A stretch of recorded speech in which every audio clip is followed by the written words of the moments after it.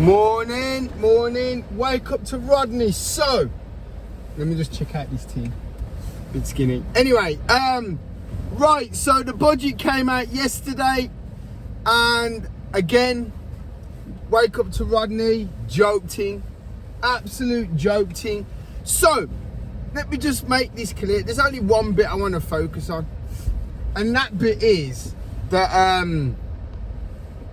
the raising of the two-child benefit. Now, let me tell you why that's a joke. And before you start saying, I don't care, I do care. And as a child who grew up with very little, yeah, I can explain. But I saw my mum work really hard, work full-time. I was from babysitter to babysitter. Before school club, after school club. I used to go to Birmingham Settlement, which is the cheapest childcare you can get in the world, probably. Yeah, Birmingham Settlement is where I went to. Is where I went. So if anyone knows about Birmingham Settlement, they can tell you, jeez, it was different level. So anyway, and that's where I get this fight or flight, or well, fight response from, because in there you had to fight for everything. If you was playing with a toy, you had to fight to hold on to the bloody toy. I don't know. Anyway, so I went to Birmingham Settlement. I also went to school in inner city Birmingham. So I know what it's like to have nothing. Yeah. I know exactly what it's like to have nothing. So I do feel it's never a child's fault why the parents don't have money. It's never the child's fault. But look at the situation or the consequences that you've come into. Yeah. So now we've raised the two-child gap, whatever, not gap, barrier, I don't know, whatever you want to call it. Yeah. Now, all that's meant is irresponsible people can now be more irresponsible. And I can say this because I had the upbringing I had. I've got 3 daughters. My daughter can come on here and say my daughter could say she had everything. She still has everything. They all have everything.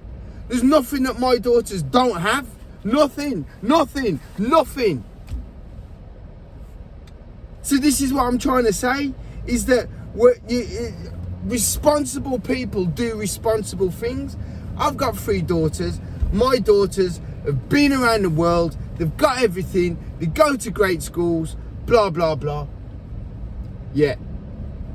Because I can afford it. We can afford it. Me and the mum can afford it.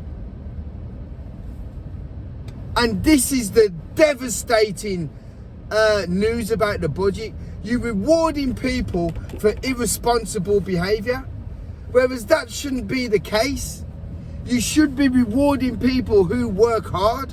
You should be rewarding people who, like myself, who've come from a housing estate, yeah, in inner city Birmingham, and am now a top taxpayer. My contribution is the same as 20 nurses. 20. So my contribution is, let me say that again, my contribution is the same as 20 nurses. So it takes 20 nurses, 1, 2, 3, 4, 5, 6, 7, 8, 9, 10, 11, 12, 13, 14, 15, 16, 17, 18, 19, 20 nurses need to work full time to contribute the same level that one person from inner city Birmingham, yeah, who worked his way up through education to master's level,